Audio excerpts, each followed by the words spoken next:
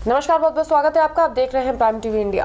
प्रधानमंत्री नरेंद्र मोदी ने ह्यूस्टन में आयोजित हाउडी मोदी कार्यक्रम में 50,000 लोगों को अमेरिकी राष्ट्रपति डोनाल्ड ट्रंप के साथ मिलकर संबोधित किया है। इस मौके पर पीएम मोदी ने पाकिस्तान का नाम लिए बिना कहा कि अब समय आ गया है कि आतंकवाद और उसे बढ़ावा देने वालों के खिलाफ सख्त लड़ाई लड़ी जाए। साथ ही जम्मू कश्मीर को विशेष राज्य दर्जा देने वाले अनुच्छेद 370 को निरस्त किए जाने के फैसले के बारे में भी बताया। आईएनएक्स मीडिया भ्रष्टाचार और मनी लॉन्ड्रिंग मामले में आरोपी पूर्व वित्त मंत्री पी चिदम्बरम की जमानत याचिका पर आज दिल्ली हाईकोर्ट में सुनवाई होगी। सुबह कांग्रेस की अंतरिम अध्यक्ष सोनिया गांधी, पूर्व प्रधानमंत्री मनमोहन सिंह और कार्ति चिदम्बरम ने उनसे मिलने तिहाड़ जेल पहुंचे। इससे पहले 19 सितंबर को विशेष अदालत ने चिदम्बरम की न्यायिक हिरासत दूसरी बार 14 दिन के लिए बढ़ाई थी। वो 3 अक्टूबर तक तिहाड़ में रहेंगे। बुलंदशहर के नैतला हसनपुर गांव में आरएसएस की शाखा पर अधिकारियों ने कैंप लगाकर स्वयंसेवकों को संघ के तौर तरीकों के बारे में सिखाया। इस कार्यक्रम में विभाग प्रमुख जयप्रकाश समेत सैकड़ों लोग शामिल हुए। इस दौरान अधिकारियों ने लोगों को खेलकूद और योगासन के बारे में भी जानकारी दी। फतेहपुर के सराय धर्मपुर गांव के रहने वाले किसान ने अनाज के दानों से करीब 11 फीट लंबी मूर्ति बनाई है। बता दें कि किसान शैलेंद्र कुमार ने राष्ट्रपिता महात्मा गांधी के साथ स्वतंत्रता आंदोलन में उनके साथ रहे स्वामी ब्रह्मानंद की मूर्ति का निर्माण तिलहन के करीब 2 क्विंटल दानों से किया है। शैलेंद्र की माने तो वो मूर्ति कला का विद्यालय खोलकर पूरी दुनिया में अपना नाम रोशन करना चाहते हैं। इसको बनाने में मुझे अलसी और सरसों के दाने, काली सरसों के दाने, मूंग आदि दानों का मैंने प्रयोग किया है और 50 किलो लमसम केमिकल इसमें लगाया गया है। वाराणसी में quality circle forum of India और स्कूल ऑफ मैनेजमेंट साइंस के संयुक्त तत्वावधान में एक दिवसीय कार्यशाला का आयोजन हुआ। इस कार्यशाला में देश के विभिन्न प्रांतों के 40 से अधिक स्थानों के 300 विशेषज्ञ इस शामिल हुए। आयोजन में मुख्य अतिथि के तौर पर उत्तर रेलवे के मंडल रेल प्रबंधक शामिल रहे।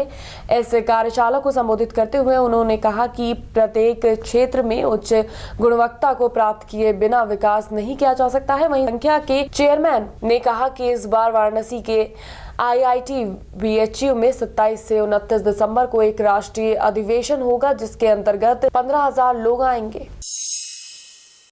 ये कार्यक्रम जो आयोजन यहाँ पर किया गया था SMS में quality circle forum of India की तरफ से, निश्चित तौर पर ऐसे कार्यक्रम देश के अन्य हिस्सों में भी होना चाहिए। और यहाँ आने पर यह पता लगा कि आप लोग काफ़ी अरसे से काम कर रहे हैं।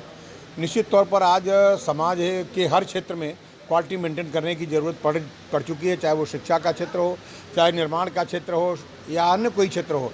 हर क्षेत्र में क्वालिटी मेंटेनेंस की ज़रूरत पड़ती है।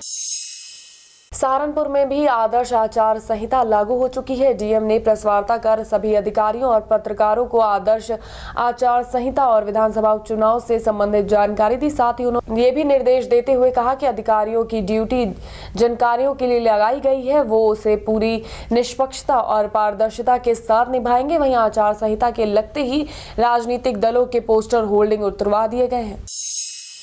रामपुर में डीएम आजनय कुमार ने एक प्रेस वार्ता की, जिसमें उन्होंने उपचुनाव से जुड़ी जानकारियों को विस्तार से बताया। उन्होंने कहा कि रामपुर में उपचुनाव को लेकर कानून व्यवस्था को बनाए रखने के लिए एसपी ने पुख्ता इंतजाम किए हैं। साथ ही विधानसभा क्षेत्र को 4 जोन और 27 सेक्टर में विभाजित किया गया है। इतना ही नहीं, 3 फ्लाइंग स्क्वाड टीम्स भी नियुक्त की गई हैं।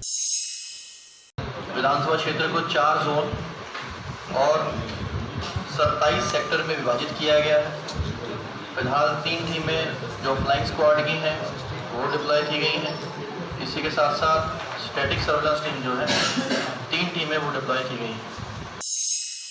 कानपुर के थाना स्वरूप नगर में वाहन चेकिंग के दौरान बाइक के कागजात न होने से गुस्साए दरोगा ने नाबालिग के साथ मारपीट की और उसके साथ अभद्रता का व्यवहार भी किया, जिससे नाराज परिजनों ने सड़क पर हंगामा करना शुरू कर दिया। वहीं मौके पर पहुंची पुलिस प्रशासन ने मामले पर कार्रवाई करने के बजाय उल्टा पीड़ित परिजनों को जमकर फटकार लगाई। आगरा में ताजमहल से कुछ दूर स्मार्ट सिटी मुहिम के तहत नाला का निर्माण कार्य चल रहा था। इस दौरान नाला खोदते समय जेसीबी मशीन द्वारा जमीन में पड़ी पीएनजी गैस पाइपलाइन फट गई, जिसके बाद इलाके में हड़कंप मच गया। वहीं मौके पर पहुंचे पीएनजी अधिकारियों ने गैस के रिसाव को बंद किया। साथ ही पुलिस ने सड़क पर आवागमन को भी बंद करा दिया।